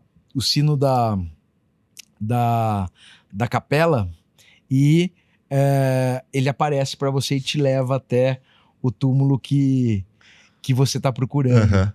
E é interessante, porque o sino tocar 6 vezes é o jeito de chamar coveiro mesmo. Então criou-se uma tradição com um elemento do expediente do cemitério. Eu acho essa história muito legal por isso. O jeito de chamar coveiro antigamente, hoje tem o WhatsApp, antigamente tocava 6 vezes e o coveiro tinha que ir lá atender esse cliente. E se fosse 5, ele não iria. Tem que se ser fosse 5, não vai. É outro. O cara toca 6 vezes, ele vai lá e atende. Olha. E você vê, uma história de assombração que traz a memória de quando usava o sino do cemitério como um instrumento de comunicação. Você falou de assombração, né? Assombração, alma penada, encosto, espírito obsessor. Qual que é a diferença entre esses e o que você já teve mais próximo ali de você falar, não, isso aí pode ser que exista mesmo? Pode ser que exista? Bom, a alma penada, na verdade, eu vou usar um conceito romano. Os romanos acreditavam muito que as almas ficavam perto dos corpos. Aliás, é por isso que orar no lugar onde o morto está sepultado era uma prática que até hoje a gente tem. Isso está na origem da gente ter, por exemplo, a tradição de construir uma capela dentro do cemitério. Tem também a proibição de sepultamentos dentro das igrejas, que aconteceu e isso começou a ser implantado pelos países no 1801, aqui no Brasil, a partir de uma carta régia de João VI, e aí vai seguindo. Deve ter toda uma história nisso, né? Pô, pro cara construir uma capela e falar, não, mano, o morto precisa de... Você fala, pô, porque o cara rezava mesmo? Então, mas por que eu tô falando isso? Porque quando você reza, pelo menos essa era a crença na época, quando você rezava, os romanos pensavam que se você reza no lugar do morto, e não precisa ser um morto com o corpo lá, podia ser o cremado, a alma fica ali perto, ela não desgarra e não vira uma alma perdida, não vira uma alma penada. O fantasma, ele tem uma outra obsessão.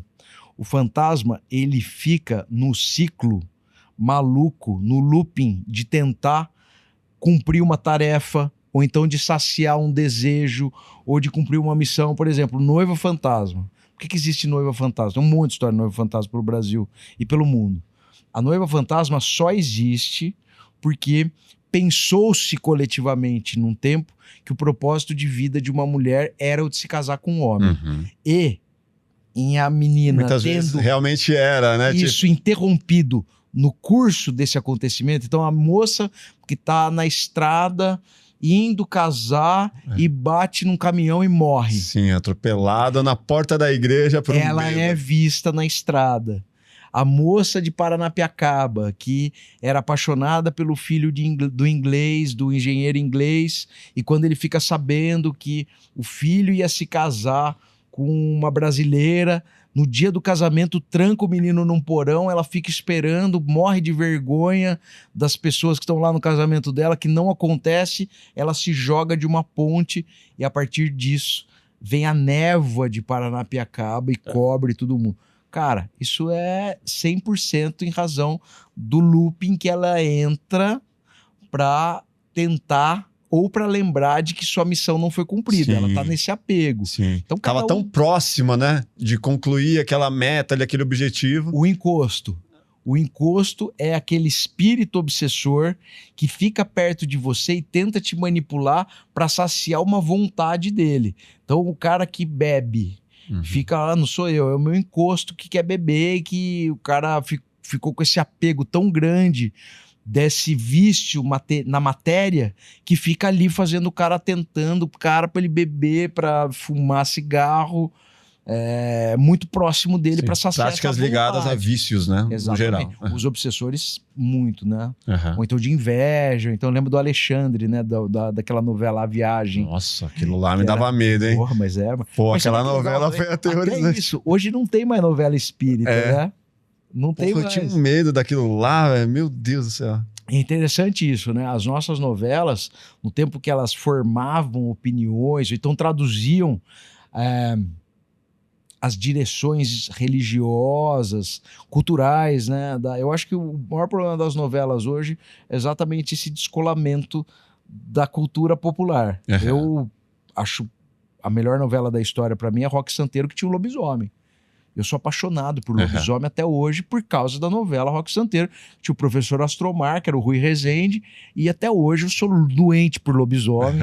Já participei de caçada de lobisomem, já escrevi livro de lobisomem por causa da novela Roque Santeiro. A novela espírita. Por quê? A gente brasileiro, o espiritismo na França, que é onde está enterrado Kardec, de onde era o Kardec, ninguém sabe quem que é Allan Kardec. No Brasil ele é muito mais conhecido, muito mais famoso. E daqui derivaram várias outras lideranças espíritas muito fortes. Bartuíra aqui em São Paulo, Dr. Bezerra de Menezes no Rio de Janeiro e vários outros pelo Brasil, lideranças espíritas importantíssimas. Agora, maldições. Maldições de lugares, de objetos. De alguma forma dá para crer em algum desses? Por exemplo... casas mal assombradas, casas que têm essas histórias de maldições. O que eu acho que... sua visão aí? Eu acho que elas estão ligadas a essa atmosfera do apego. Só completar. Tem maldição de casa, de pessoas, né? Ó, você tem uma maldição, ou até maldição de objetos em si, uma boneca, como no filme e tal. Vamos lá. Então vou começar de uma boneca pra gente traduzir isso. Uma boneca, ela pode ser amaldiçoada na origem. Então vamos lá, uma história que eu acho maravilhosa de boneca amaldiçoada na origem. Em Sorocaba, pertinho aqui, tem a história da Xuxa possuída. Já ouviu falar a história da Xuxa? Já ouvi falar. Você sabe a história? Mas eu vou contar. A história é a seguinte. Uma menininha queria muito uma boneca da Xuxa. Isso aconteceu em 89. A boneca da Xuxa é de 87, a original. Essa história se passa em 89, quer dizer, passa muito tempo. Essa criança quer de qualquer jeito, passa anos querendo a boneca da Xuxa. A mãe fala assim, ó, só se eu pedir pro capeta, porque eu não tenho dinheiro. Ou é que eu não tenho grana pra isso. A menininha fala, tá bom. E aí, no dia seguinte, misteriosamente, a mãe consegue o dinheiro para comprar a boneca da Xuxa e compra a boneca da Xuxa para a filha. Ela não tinha nada contra, só não tinha grana para comprar. Uhum. E compra a boneca da Xuxa para a menina. E aí, passa um tempo, a menina começa a reclamar que a boneca da Xuxa começa a beliscar ela. Belisca, ela reclama e aparece com marquinha. A mãe fica brava, vai na escola, fala, que tem alguém beliscando minha filha aqui. E fala, pô, ninguém tá fazendo isso e tal.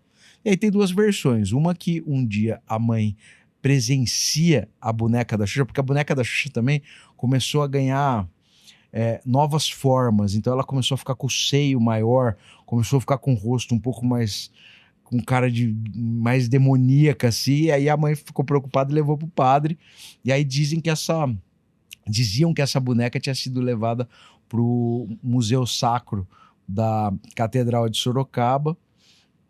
E tem uma outra versão de que a boneca... uma menina num bairro que, se eu não me engano, chamava bairro São Bento, em Sorocaba, se eu não me engano. Quer dizer, transformaram a história do Chuck... Não, foi antes do Chuck. Ah, foi antes? Opa, foi antes. A da Xuxa é anterior ao do Chuck. Não foi inspirada, né? Nada. Foi antes. Então, o que aconteceu? Mas olha só o boato, o que levou esse boato.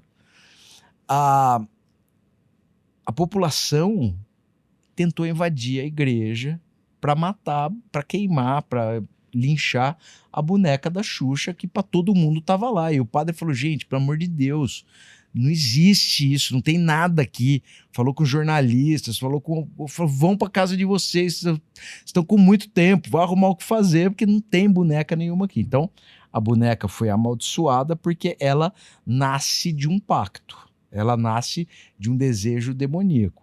Mas você pode ter outro tipo de maldição de lugar, por exemplo, no casarão que há em Sorocaba, que era de um coronel muito ruim, muito mal, que esse muito ruim, muito mal, você associa imediatamente ao fato dele ter sido escravagista e torturava muito seus escravizados, suas escravizadas, então todo mundo identificava ele como um cara ruim.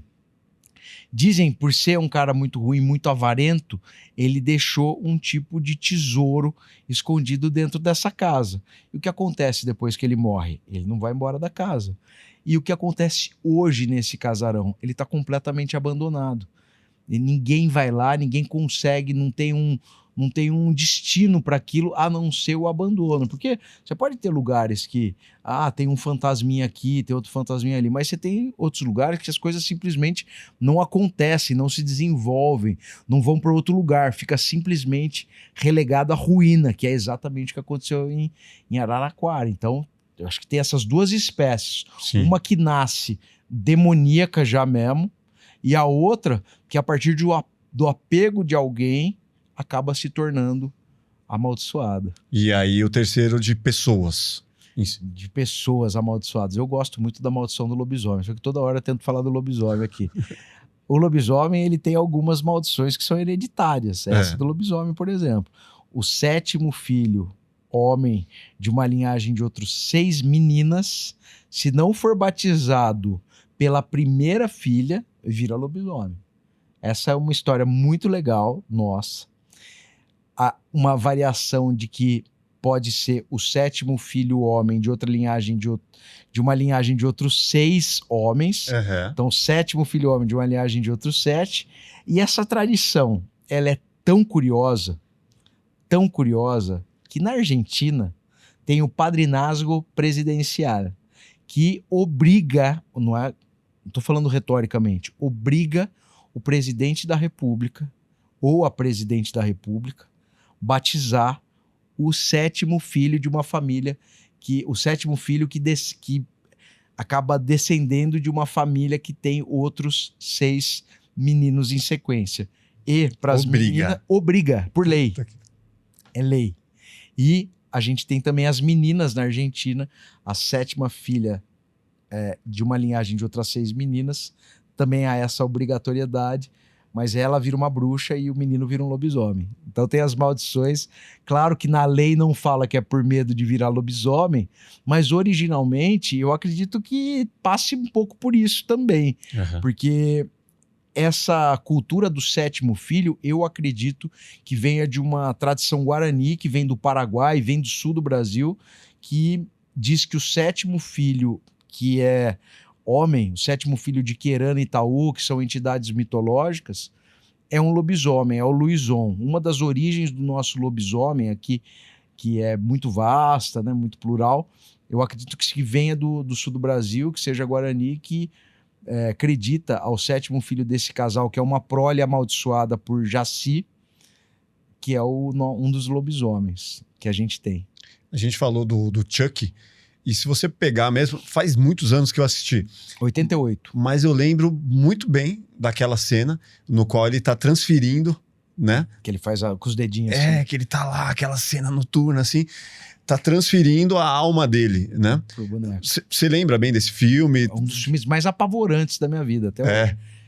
E agora acabaram com o Chuck. Você viu que teve uma mas depois cagou tudo, né? Não, mas agora teve uma reedição que ele, na verdade, é um erro de programação, de uma inteligência artificial. Que ele acabaram com o espírito, cara. E virou um filho do Exterminador do Futuro, né? Na verdade, se tirar o espírito maligno do Chuck e falar que é um erro de programação, é o Exterminador do Futuro. Mas você já ouviu alguma história de transferência de alma, né? Mais ou menos isso, né? Que ele faz ali no... O que eu soube de transferência de alma, não. Tinha uma bonequinha no cemitério de Parelheiros que existia uma mística de que ela andava, era de uma menininha, e de que de noite ela andava pelo cemitério. Então a gente não sabe se ela andava porque ela é conduzida ou se era incorporada. Eu não sei por quem, também não vou falar. Imagina uma coisa super dolorida para a família, né? Sim, total. Então não sei, mas tinha essa mística, tanto que hoje ela desapareceu. Ela não tá mais lá, mas ela circulava ali por dentro, ali pelo cemitério. Não sei se era, não sei se era incorporação ou se era... Se você pudesse conversar com alguém que já foi, com algum morto, quem que seria? Putz, grilo. De qualquer tempo, assim? Qualquer tempo. Poxa, tem tantos legais, né? Tem tantos. Vou tirar da minha família. Gostaria muito de conversar, por exemplo, com o bisavô o avô dos meus pais. Tanto o avô de parte de mãe, meu bisavô de parte de mãe, meu bisavô de parte de pai. Eu queria muito conhecê-los. Um porque era paraibano e acabou ficando lá, e outro por ser italiano, ter vindo para o Brasil num contexto que ninguém sabe direito, é curioso. Mas, putz, assim, de personalidade, não sei, será que o Churchill seria legal para entender como foi administrar uma Segunda Guerra contra os nazistas, né? Caraca, você foi longe. Eu acho que um cara assim, uma passagem... Alexandre o Grande, tem umas figuras, Tutankhamon, 10 minutinhos com o cara, ia ser muito legal, eu acho.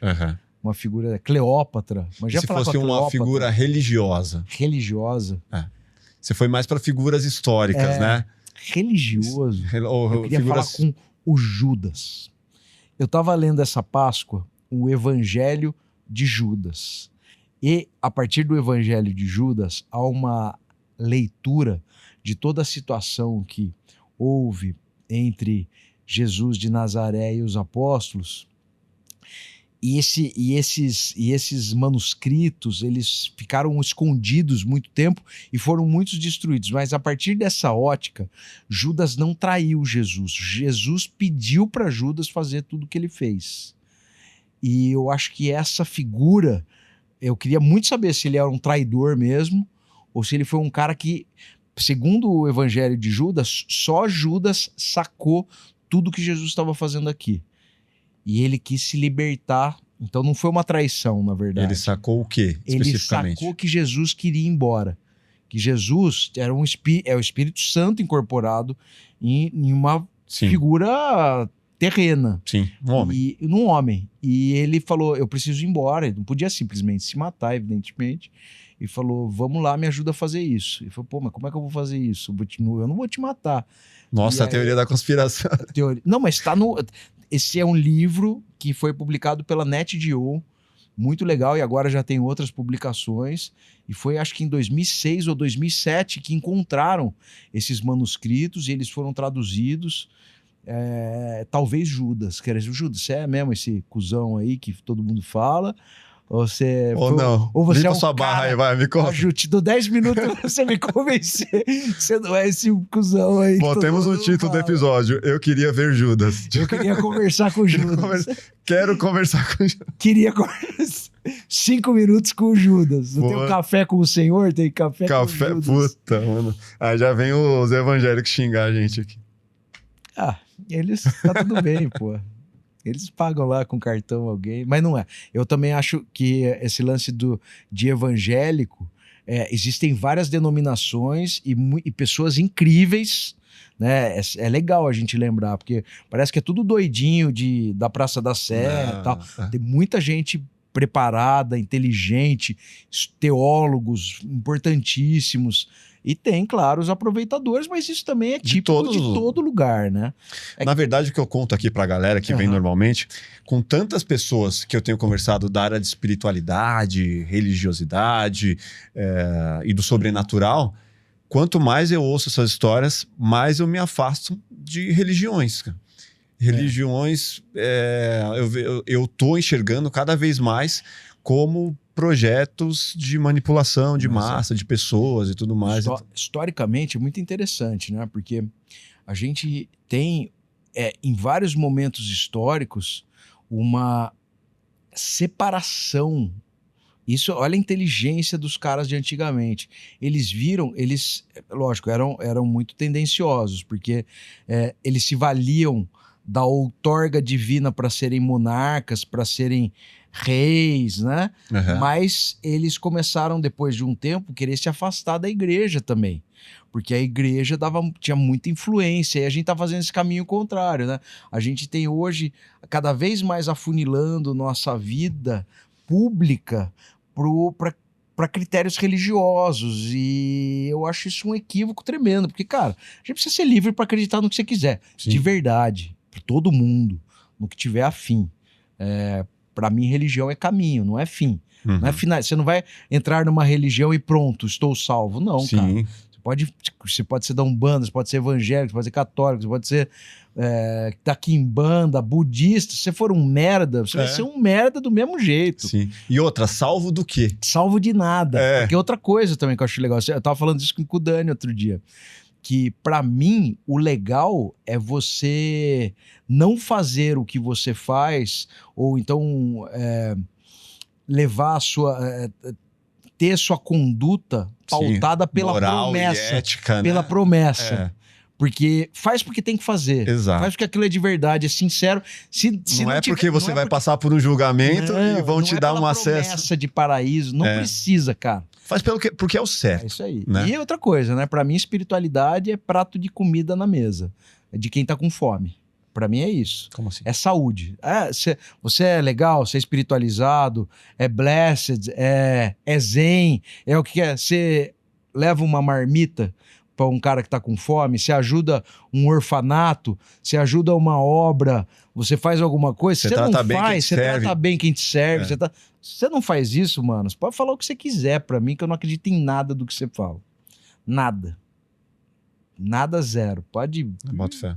Tá ligado? Também eu creio nisso. Cara, se não fizer isso, pra que serve? É estéreo, é só falação, é só textão de Facebook, né? Só textão de rede social. Cuida bem dos seus filhos, né? Das suas crias, né? Trata bem seus pais. Claro, isso aí. Honre, dignifique as pessoas, né? Do seu entorno.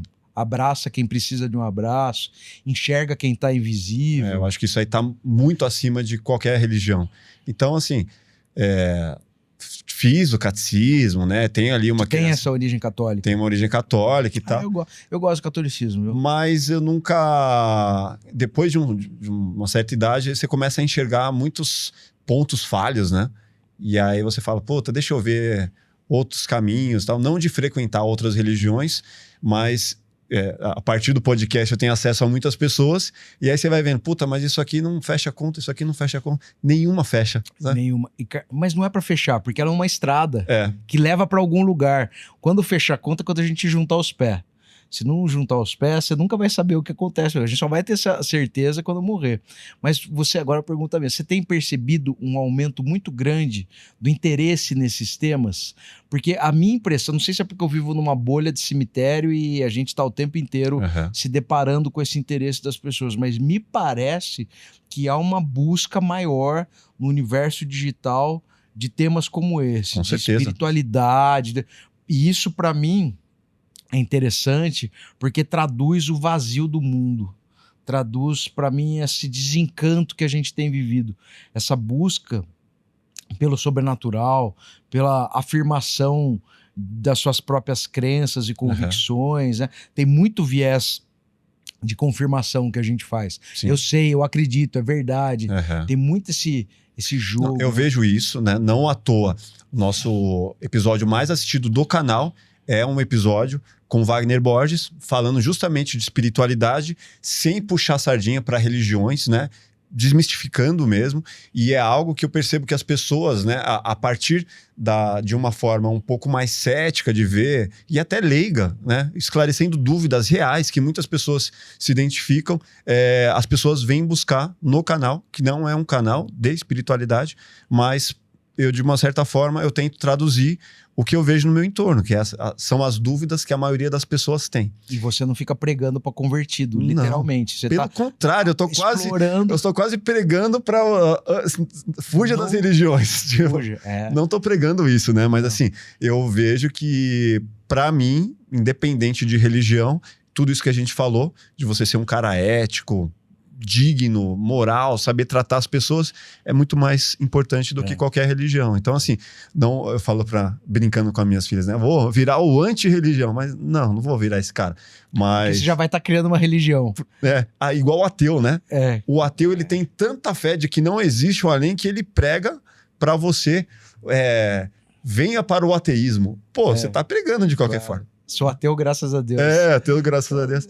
Então eu vejo isso, uma grande, eu não diria que é um hype, mas muitas dúvidas que antes as pessoas buscavam com os líderes religiosos e que cada vez mais líderes caem, né? Líderes picaretas, e as pessoas ficam cada vez mais descrentes e aí tentam de alguma forma não se prender às religiões. É mais ou menos isso que eu vejo, que eu percebo. E eu acho que tem uma coisa assim também interessante que é um pouco assustador para mim, que é um pouco da mobilização da espiritualidade para o lugar do coach.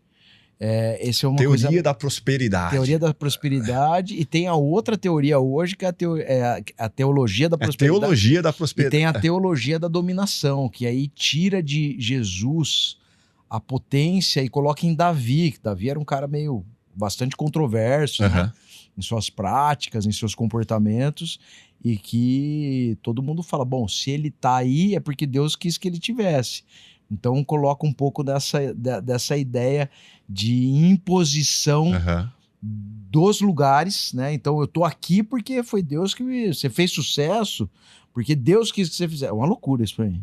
Isso não faz o menor sentido. Você tá aí porque você trabalha pra caramba. Acabamos de perder o Oscar, né? Que todo mundo falava mão santa. Não tem nada de mão santa. Tem mão que treina pra caramba, que trabalha pra caramba, que investe tempo. Ele é incrível, né? Sensacional, cara. Puta cara. Uma grande perda. Fizemos um especial recente. Somamos os 2 episódios que a gente fez com ele. Pô, várias histórias inspiradoras. Eu joguei com ele, cara. Meu tio morreu esse ano também.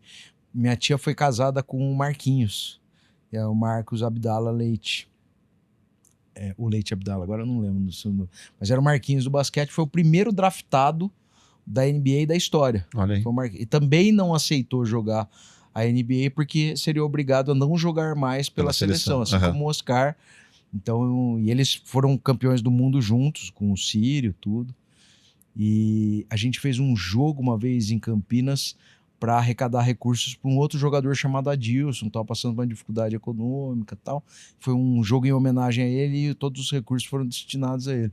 E o Oscar jogou. E eu joguei no time contra o Oscar, joguei no time do meu tio. E eu lembro que eu fui marcar o Oscar e ele falava, pô, moleque, vai marcar alguém da sua idade e tal. Puta, e jogava pra caralho, era uma coisa impressionante, assim. Não tinha medo, né? Confiante. Ele errou as 5 primeiras bolas e fez as outras 15 depois. Mas assim, errou as 5 primeiras. Qualquer pessoa normal fala, parei, não tô acertando nada. Não, vai, e depois ele não errou nunca mais. Sensacional. Impressionante. Cara, a gente tem aqui no Plugado uma playlist que a gente alimenta com uma música de cada convidado. Então a gente sempre pergunta qual a música que de alguma forma tem uma ligação afetiva, que te traga uma memória afetiva, que a gente que pode dizer que é a música da sua vida pra gente alimentar a nossa playlist. Eu vou pegar no meu tema, não é só a música da minha vida, acho que é Rocketman do Elton John, mas até aproveitando uma música. Vou falar do nosso tema, é Banana Boat Song, que é uma música, quando eu descobri o sentido, eu achei muito mais legal. Lembra os Fantasmas Se Divertem, do Beetlejuice? Aquela... Hey, Mr. Tallyman, banana... A música eu não lembro. They like come and they want go home. Lembra? Mas... Is a day. Essa música... ela é divertida no filme, né? Aparece numa cena em que todo mundo é incorporado e dança com os espíritos na casa. Mas essa é uma música que é de um canto escravo jamaicano dos caras que carregavam os barcos de banana para mandar para Inglaterra. E eu achei muito louco quando eu descobri isso. E eu só descobri isso porque eu assisti um filme de terror, que é um filme divertido de terror, mas que me ensinou a origem dessa música. E que parecia uma música super divertida pelo contexto, mas que traz um pedaço da história importante, que tem um significado muito grande, que era da tristeza do escravo de ter que ficar carregando a noite inteira os barcos de banana para serem exportados. Eu aprendi a partir de um filme de terror. Da tristeza deles. Ou será... eles eram escravos, né? Não vou dizer que... Não, a tristeza. Eles passavam a noite, eles queriam ir pra casa. Não, eu ia falar assim, não, o cara tava trabalhando, então, mas o cara era escravo. Não tava trabalhando. O cara tava sendo... Ele tava obrigado a fazer aquilo. Então ele jogava as bananas e tinham tarântulas às vezes dentro das bananas, então o cara às vezes jogava no lombo aquele puta cacho, picava ele e dor e é uma música super... O momento dessa música legal foi que o Henry Belafonte lembra o African Age, que tem até um documentário super legal, que é o Lionel Rich organiza a gravação para aquela música We Are the World, We Are the Children, que tem Michael Jackson, Bob Dylan, clássico, né? Classicaço. Eles cantam brincando com o Henry Belafonte. Então, essa é uma música que também dá pra ver nesse momento. Era uma música que eu conheci por causa do Beetlejuice. Você me falou de musical, assim, e relacionado com um filme de horror, terror. Recentemente eu assisti Pecadores. Cara, eu fiquei muito impactado com aquele filme. É muito legal, cara. Os caras uniram ali várias vertentes ali. Cara, surpreendeu. Espírito. Vampiro. A parte musical, que é sensacional. A trilha sonora absurda. E o blues ali. E você vê que legal? Pô, você decifrou o filme. E é um filme de vampiro. O sobrenatural tem uma linguagem que tem um magnetismo único. Ele pode ser religioso, ele pode ser no entretenimento, ele pode traduzir as experiências das pessoas no cotidiano. A gente falou de tudo isso hoje aqui, em pouco mais de 1 hora. Tudo a partir de uma linguagem sobrenatural. O sobrenatural tem esse poder. Pecadores é um filme que, se você observar ele de maneira rasa, é um filme de vampiro. Se você avança uma camada, você vai ver que ele traduz um período histórico muito marcado americano. Pô, a divisão, se você avançar mais divisão um pouquinho, social ali. Divisão social. Se você avançar mais um pouquinho, você vai ver que ele fala de apropriação cultural. Se você avançar, você vai indo, cara. E você fala, várias camadas. Caceta, velho. Do que a gente tá falando? A gente fala de dobra do tempo, a gente fala de divisão dimensional do tempo, quando a música conecta todos os tempos, o futuro, o passado, e aquilo é espiritual. É um filme de vampiro. Aí você fala... não à toa, né? Foi indicado. Mas o recorde de indicação, para mim, já é a tradução disso que de tudo que a gente falou hoje aqui, que o sobrenatural é uma linguagem que serve a muitos propósitos. Sim. E pode ser muito melhor explorada, muito melhor. Aliás, eu acho que é um fracasso. A gente fracassa. Não, no Brasil principalmente. No Brasil, porque a gente não entendeu ainda que o nosso terror não precisa ser colonizado pelo terror americano, por uma razão muito imediata para mim. O terror americano, a base cultural religiosa americana é protestante. E para os protestantes, aqui não é nenhuma crítica, é uma base cultural religiosa. Para os protestantes, tudo é meio demônio. Pra gente não é. Então, a nossa aptidão é a do realismo tudo fantástico. Tudo meio demônio, sempre demônio, sempre né? Demônio. Pra gente não existe isso. Você não vai falar que o Saci é demônio, você não vai falar que o lobisomem é demônio, você vai falar que a alma penada é demônio. Não é, é outra coisa, são outras figuras. Por isso que a gente tentar absorver tudo dos americanos para tentar construir o nosso a partir dessa ótica deles não vai funcionar. O bom nosso é o realismo fantástico. É a inserção do sobrenatural, é a novela Roque Santeiro, que contava uma disputa política, um processo devocional de mentira, o Roque Santeiro, que era um santo de mentira, que ele tinha fugido, não tinha morrido, o lobisomem tá ali, as paixões, as tramas humanas, tudo isso o brasileiro é bom nisso. Eu tô amadurecendo a ideia de transformar num roteiro de um curta ou de um longa a partir dessas histórias que eu tô ouvindo, tô começando porque dá para ser muito melhor explorado. Dá. Por exemplo, no Pecadores, né? Você falou dali de se aprofundar. Pô, aquele momento que ele sai do caminhão ali e entra, aí depois ele, o plano sequência que ele vai para outra loja, né? E aí depois volta, eu falei, caramba, mas por que ele deu esse rolê na primeira vez que eu assisti, né? Não entendi, falei, pô, desnecessário, ele quis colocar um movimento de câmera. Mas não, ele estava representando ali a divisão que tinha entre o lado negro e o lado branco ali, que foi aquela passeada que, cara, de uma forma mágica ali do diretor. Aí é a arte, né? Ele mostrou ali, pô, existe o lado preto, existe o lado do branco para você poder comprar. Entenda isso, entenda como era. Entenda esse contexto. O tempo inteiro era isso. É imersivo, né? E o cara que é vampiro, ele não é o branco tradicional da clã. Ele é o white trash também. Ele é o cara que também é marginal. O irlandês também era um marginal nesse contexto. Sim. Ele não era o proprietário, que era da clã, que tava indo matar os caras, contando o filme boa parte. Mas é isso, também o trabalhador ali, né? O cara mão na massa mesmo. Muito foda. Pô, obrigado, velho. Imagina, cara.